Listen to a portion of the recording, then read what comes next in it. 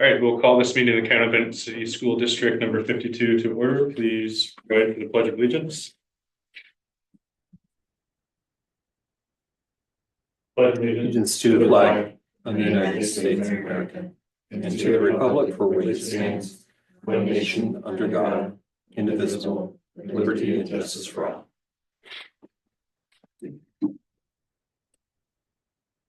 All right, moving on to the agenda. As we currently are lacking a quorum, I would propose that we table number 5, so the proposed consent agenda for now. Correct. Other than that, I think we can move forward with business as outlined here. Any other comments or questions? No more adjustments on my part. I'll entertain a motion for the approval of, well, can we even approve the agenda? No. So yeah. All right, well, Okay. we'll just, ask. You want her to sit in? oh, yeah. If she can call in for 10 minutes, we're good.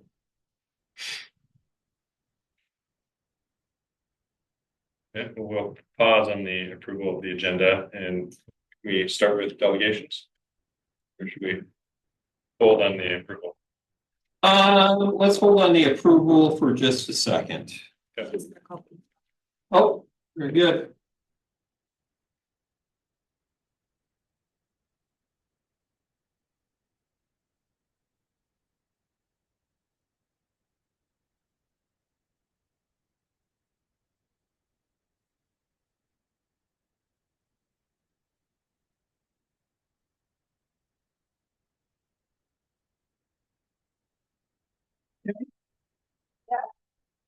Hey, we hope you have like 5 minutes.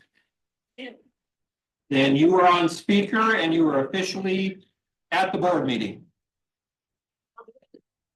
All right, we are I'm going to cancel my suggestion that we table the proposed consent agenda. Instead, we will move forward with the approval of the agenda. I motion to approve the agenda. I will second. All in favor?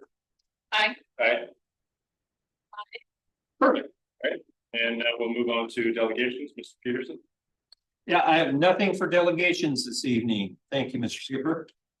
All right, now we'll move to the proposed consent agenda. Are there any comments or questions here? I have none. I do not either. I looked at it yesterday, I believe. Good. Okay. I motion to approve the proposed consent agenda.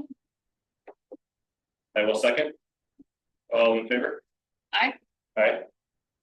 Aye. All right, thank you. Thank With you. that, I think we can excuse Teddy. Thank you, Teddy. Thank you, Betty. All right, Aye. sufficiency. All right, Yeah. we'll move on to number 6, public comments. Do we have any public comments? Barely have any public. Do we have any electronic? Okay. Yep. With that, we'll move on to new business, the levy date discussion. Mr. Peterson.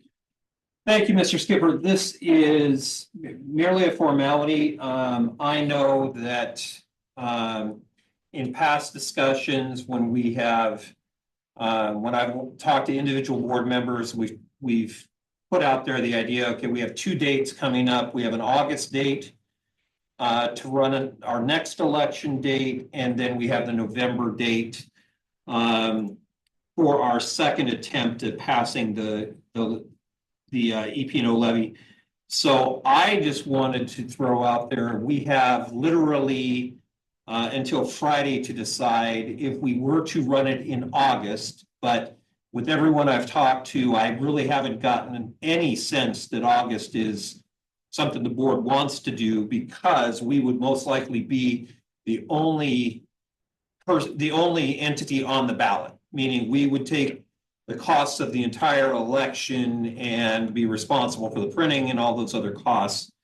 Whereas we go with November, we will absolutely have a larger turnout. We will also have other entities to share with within Benton County. So my recommendation would be, this is not an item that we need to vote upon, but to at least be able to put it out there and say, yes, we will formally do a plan on making a resolution in time to have it on the November ballot. I am in agreement with that for the reasons you outlined, both the cost, which we'd be able to split the number of others, but also just understanding that we'd have more people showing up for that election. So just greater turnout and more of that voice of the community. So Yep. I'm supportive of targeting November. Okay. I agree. Then what we will do is be in contact with Jim McNeil, who is the attorney who does all of our resolutions for us, make sure that we have all the timelines intact, and then I'll get those and we can look at those officially at our next board meeting just to set the dates and make sure that we're in compliance. And I will make sure and let the elections office know, Benton County. Great. Sounds great.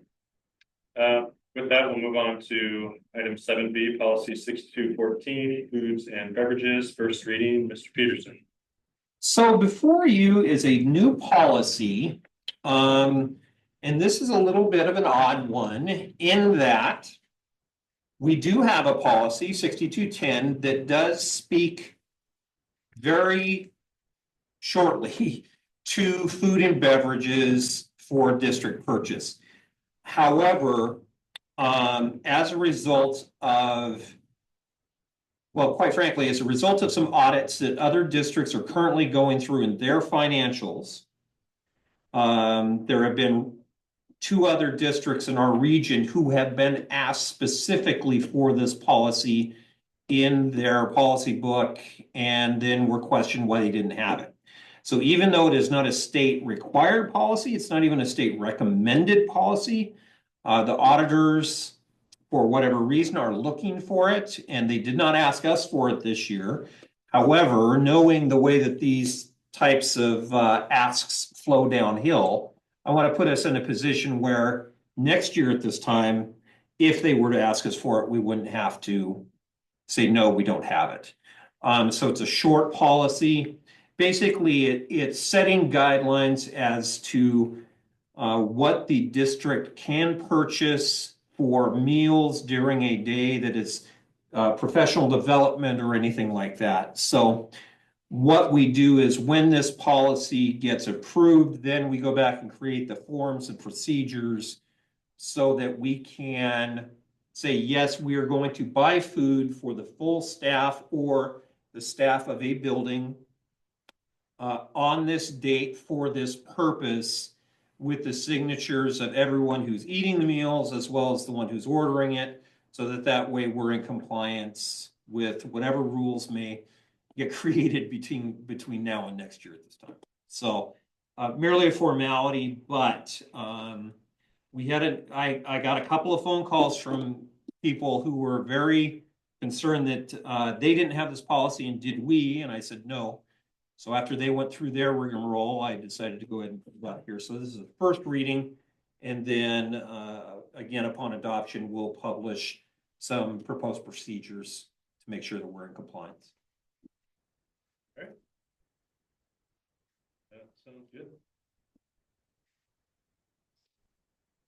Well, with that, we can move on to board comments, and I imagine in your superintendent's report, so we're gonna welcome our, I was gonna say guest, but new member of the team. Correct. So, okay, well, I will save that for you. Any board comments on your end, Gina? No, not today. All right, okay, we'll move on to number 9, superintendent's report. Absolutely, thank you. So yes, we would like to introduce Mr. John Hassel, who's the new executive director of financial services or fiscal services, or one of those words in there. But John comes to us from Texas. I can say he's been here a week now. He hasn't run off screaming anywhere. But the really nice thing, and I think speak for Mona and Heidi as well, as we've talked with John, as we've worked with John now for a week. There's nothing that is catching him off guard. There's nothing that is a big wide-eyed surprise, having done 11, 12 years in school districts in Texas. I'm completely confident that we're not going to be shocking or surprising John at all. And that's a very nice feeling to have as a superintendent.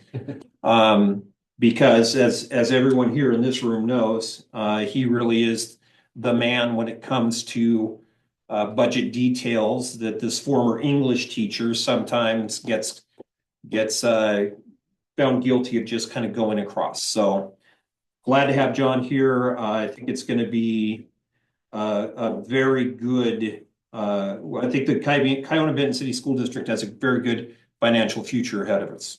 So welcome to John. Thank you. Happy to be here. Yeah, welcome. Really, really excited to have you here. Yeah, I think your record came quite a surprise to have someone of your qualifications to come to our small community, but we're really happy to have you here. So I'm happy to be here. It's nice being in such a smaller community, smaller district, you know, a lot of great people that everyone I've met so far has been awesome. So I'm excited. Good. we look forward to working with you. That's right. And one of the first things that we have to do, as you saw on the consent agenda, is we've got to replace Jamie at the high school, who's our ASB secretary.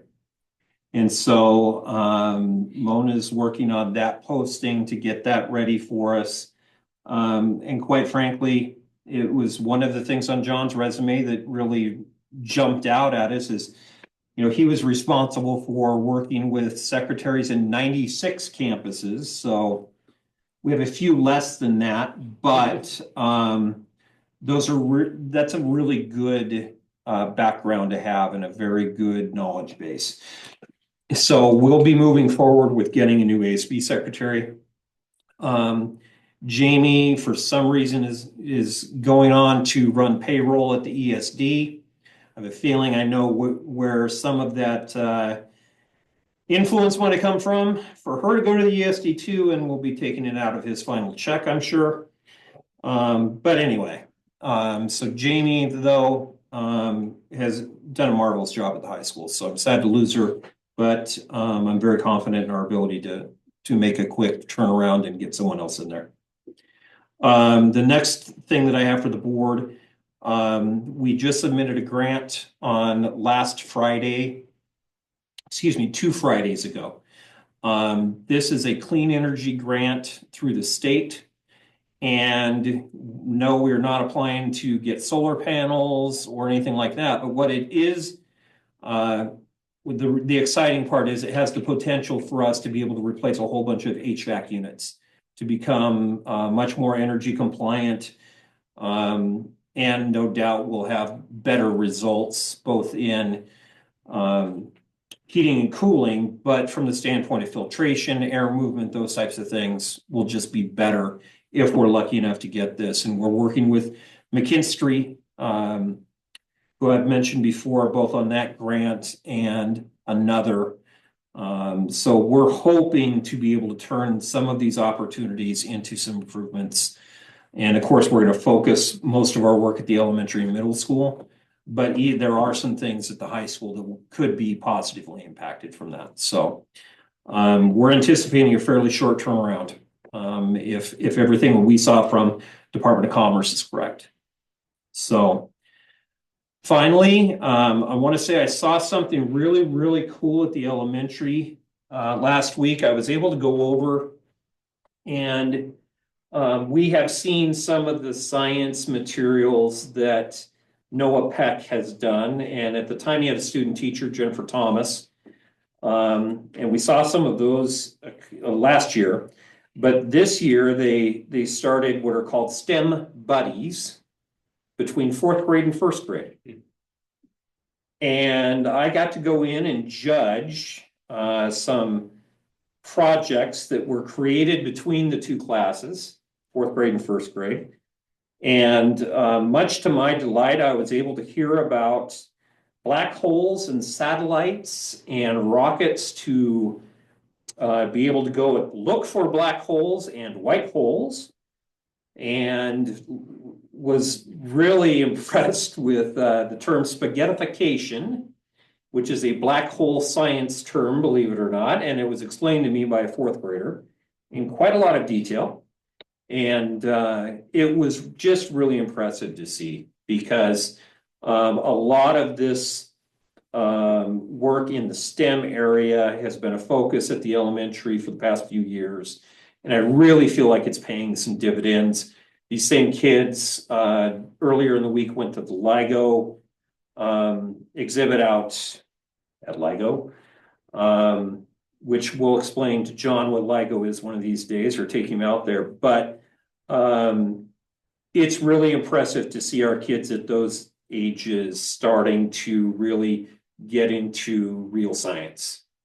And it's something that's been lacking for a while. So the great part for me is I see those kids at that age, and I know that in coming years, you're gonna see those same kids doing better stuff at middle school and eventually see them up at the high school.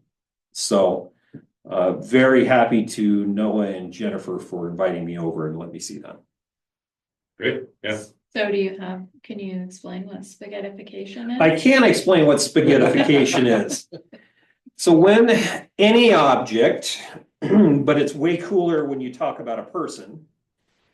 Anytime an object gets closer and closer to a black hole, you don't just get sucked in all at once. What actually happens is the gravity, if you were going in feet first, the gravity would tug harder on your feet than it would on your head because your head is farther away. What it does is it stretches whatever matter is out there and actually turns it into spaghetti the closer the whole item gets in, hence spaghettification, the stretching of matter, and then it all gets sucked in.